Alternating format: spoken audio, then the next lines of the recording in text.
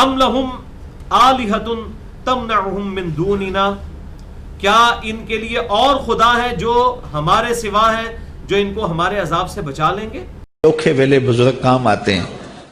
لا یستطیعون نصر انفسہم ولا ہم منا یصحبون، جن جھوٹے معبودوں کے اوپر انہوں نے تکیہ کیا ہے وہ تو اپنی مدد خود نہیں کر سکتے، اور نہ ہی ہماری طرف سے کوئی تائید ان کو حاصل ہے. ولا ہم منا یصحبون، یعنی یہ جو ان کا عقیدہ ہے نا کہ جی فلاں کوئی بزرگ یا فلاں کوئی آلہہ یا کوئی فلاں بت ہے، اے بھی اللہ دی اطاعت والی کرتے ہیں، اللہ کے اذن کے ساتھ ہی کرتے ہیں. اللہ تعالیٰ فرماتا ہے کوئی ہماری طرف سے کسی کو اذن نہیں ہے، نہ ہماری تائید حاصل ہے کسی کو، اور نہ ہمارے مقابلے پہ آگے کوئی دھونس سے ہم سے بات منوا سکتا ہے. نیور، ہو ہی نہیں سکتا. لہٰذا یہ جو عجیب و غریب قسم کے عقائد اور نظریات ہمارے سب کانٹیننٹ میں پھیلے ہوئے ہیں نا، اور میں کہتا ہوں کہ گمراہی کے لیے زرخیز ترین زمین جو ہے یہ سب کانٹیننٹ انڈیا، پاکستان اور بنگلہ دیش کی زمین ہے.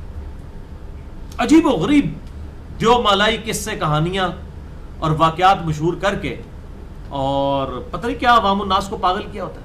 تو از چبارہ آمدی من از بخارا آمدم، تو چبارے سے چل پڑی تھی میں بخارے سے چل پڑا.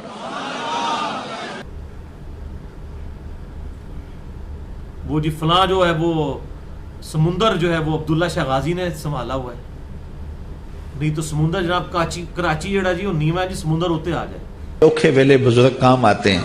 اور بھائی کوئی بزرگ اپنا موتر نہیں روک سکتا، اپنا پیشاب نہیں کو روک سکتا. سمندر روکنا، سمندر کے تو سائنس کا نہیں بزرگوں کو پتا، اللہ یہ کہ کسی کو سائنس آتی ہو.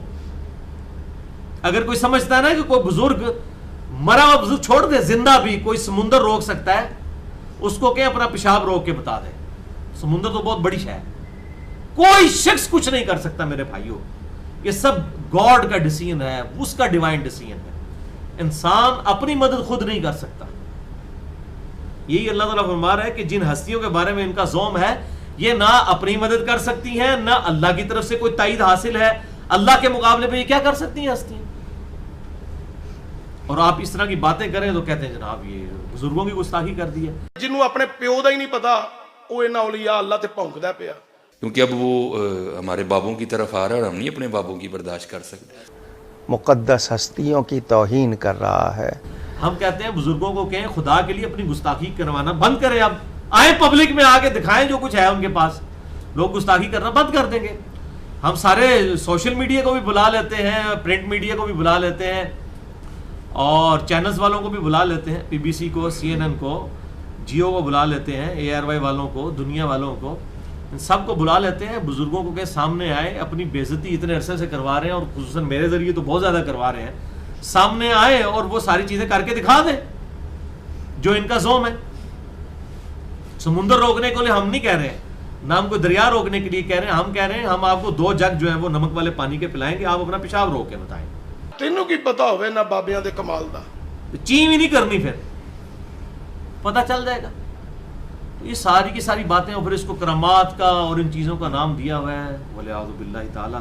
اللہ سے ڈر جائیں. اور پھر اتنے عجیب و غریب قسم کے واقعات مشہور کیے ہوتے ہیں جی وہ فلاں بزرگ کے پیچھے نماز پڑھنے گئے، انہاں سجے پاسے سلام پھیریا سارے حافظ ہو گئے، کھبے پاسے پھیریا سارے ناظرہ پڑھ گئے.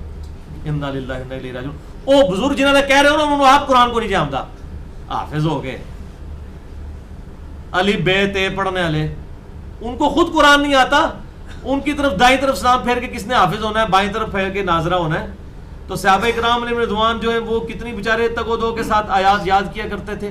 آپ صلی اللہ علیہ وسلم کے پیچھے بار بار ان کو قرات کرنی پڑتی تھی. جبھی تو آپ نے منع فرما دیا تھا کہ امام کے پیچھے قرات نہ کیا کرو سوائے سورہ فاتحہ کے، وہ بھی سختوں میں پڑھنی ہے. وہ کیوں پیچھے قرات کرتے تھے؟ تاکہ یاد ہو جائے. مصحف ریٹن فارم میں ہر شخص کے پاس ہوتا نہیں تھا، کاغذ کوئی عام تو نہیں تھا. چمڑوں پر اس طریقے سے اونٹ کی شانے کی ہڈی کے اوپر، کپڑے کے اوپر لکھی ہوئی آیات چند لوگوں کے پاس ہوتی تھی، باقی تو سارے سن سنا کے یاد کرتے تھے. یعنی آپ صلی اللہ علیہ وسلم جب قیام اللیل کرواتے تھے، 5 نمازیں جب فرض نہیں ہوئی تھی، یہ تو مدینہ شریف میں فرض ہوئی ہیں نا. مکے میں 13 سالہ مکی دور کے اندر صرف قیام اللیل تھا، رات کی نماز ہوتی تھی، نوافل ہوتے تھے. آپ صلی اللہ علیہ وسلم پڑھتے تھے، صحابہ آپ کے پیچھے پڑھتے تھے. آپ اونچی آواز میں پڑھتے تھے تو وہ بھی ساتھ ساتھ پڑھتے تھے تاکہ ان کو یاد آ جائے، ریپیٹ ہو جائے. آپ صلی اللہ علیہ وسلم نے سجے پاسے اسلام پھیر کے سارے حافظ تھے، کھبے پاسے سارے ناظرہ نہیں بنائے، کوڑ مار دینے. ایسے نہیں ہو سکتا. دنیا بقدر ایفرٹ ہے میرے بھائیوں، یہ امپاسبل ہے. औखे वेले बुजुर्ग काम आते हैं। یہ ہو ہی نہیں سکتا. حتیٰ کہ سورۃ القیامہ میں آتا ہے نبی صلی اللہ علیہ وسلم اپنی زبان کو تیزی سے حرکت دیتے تھے تاکہ جو قرآن جبرائیل مجھ پر پڑھ رہے ہیں، مجھ پر نازل ہو رہے ہیں، میرے دل پر مجھے یاد ہو جائے.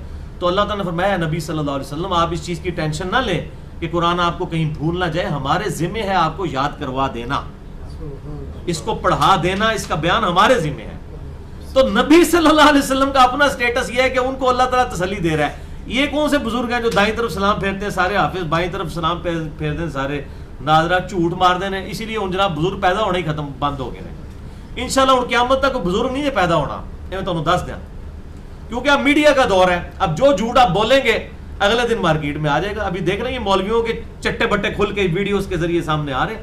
ہم تو پہلے کہتے ہیں جناب یہ مولوی آپ کا مال بھی لوٹیں گے، آپ کی عزت بھی لوٹیں گے، جب موقع ملے گا آپ سے جان بھی آپ کی لے لیں گے، اپنی خاطر، اللہ کی خاطر نہیں، اپنی خاطر. تو بچ جائیں مولویوں کے فتنے سے، اپنے آپ کو بچائیں. اور بلکہ میں تو کہتا ہوں یہ سلوگن اب یہ الاپا جائے کہ اپنے آپ کو جیسے وہ یہ دعائیوں کے اوپر لکھا ہوتا ہے نا بچوں کی پہنچ سے دور رکھیں، تو یہ آپ میڈیا کے اوپر چلنی چاہیے کہ اپنے بچوں کو، اپنے رشتہ داروں کو، اپنے چاہنے والوں کو مولویوں کی پہنچ سے دور رکھیں. یہ اتنا بڑا فتنہ ہے، امت کا بیڑا غرق کر دیا انہوں نے. اور یہ قصے کہانیاں سنا سنا کے لوگوں کو مرے ہوئے بزرگوں کی عبادت کروا رہے ہیں. بھائی آپ کا دعویٰ ہے دنیا بزرگوں سے خالی نہیں ہوتی، بزرگ لے کے آئے سامنے. اتنی مٹی پلید ہو رہی ہے آج کل بزرگوں کی، آج سے پہلے کبھی نہیں ہوئی ہے. سامنے آئے اپنا دفاع کریں آ کے کہ ہم ہیں یہ. اور ہر طرف جھوٹ پھیلایا ہوا ہوتا ہے. اب یہ ایک واقعہ ہے اور وہ آپ جس شہر میں چلے جائیں آپ کو واقعہ سننے کو ملے گا. جی وہ جی 1965 دی جنگ چ نا جی انڈیا دے جہاز تو بم سٹ دے سن نا جی تے جناب اے بزرگ قبر تو نکل کے انہوں نے جناب پل بچا لیا سی. औखे वेले बुजुर्ग काम आते ہیں. تو ہن بزرگ کتنے مر گئے نے؟ ساڈے سارے ملک ہی پورے ختم ہو گئے نے. پورا عراق ختم ہو گیا، پورا افغانستان تباہ و برباد ہو گیا، پورا شام برباد ہو گیا، پاکستان کی بھی کمر ٹوٹ گئی. اب آپ کے بزرگ کدھر مرے ہوئے جو پل بچاتے رہے ہیں؟ اپنی حفاظت کر کے بتائیں آپ. تو سب یہ جھوٹ ہے میرے بھائیوں، اس طریقے سے نہیں ہوگا. ایفرٹ کرنی پڑے گی. اللہ تعالیٰ نے دنیا کو بقدر ایفرٹ رکھا ہے. یہ سارے معاملات تو صحابہ کرام علیہم رضوان کے ساتھ نہیں ہوئے ہیں.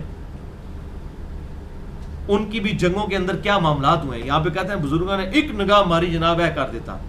اور وہاں آپ دیکھیں صحابہ کرام علیہم رضوان کی گردنیں کٹی ہیں قتال میں، آنکھوں میں سلائیاں پھیری گئی ہیں، کان کاٹے گئے ہیں، زبانیں کاٹی گئی ہیں، جسم کے ٹکڑے ٹکڑے کیے گئے ہیں.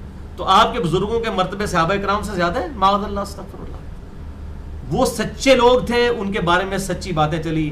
آپ جن بزرگوں کو مان رہے ہیں وہ خود بھی جھوٹے تھے، ان کے واقعات بھی جھوٹے چل رہے ہیں. نہ آپ کو بیان کرتے ہوئے شرم و حیا آتی ہے، نہ سننے والوں کو کہ ان سے پوچھیں گے یہ کیا آپ دین لوگوں کو سکھا رہے ہیں. اور میں آپ کو بتا رہا ہوں اس وقت اسلام کے اوپر، اسلام کے ساتھ سب سے بڑی دشمنی یہ علماء کر رہے ہیں جو اس طرح کی قصے کہانیاں سنا سنا کے اپنے بزرگوں کے بارے میں لوگوں کو دین کی غلط پکچر پیش کر رہے ہیں. اور اس کا نقصان یہ ہو رہا ہے کہ کتنے غیر مسلم ہیں جو اسلام کا پھر مذاق اڑا رہے ہیں. میں تو اب میڈیا کے اوپر دیکھتا ہوں، میں حیران ہوتا ہوں کتنے لوگ ہیں جو اسلام چھوڑ گئے ان صوفیوں کی وجہ سے.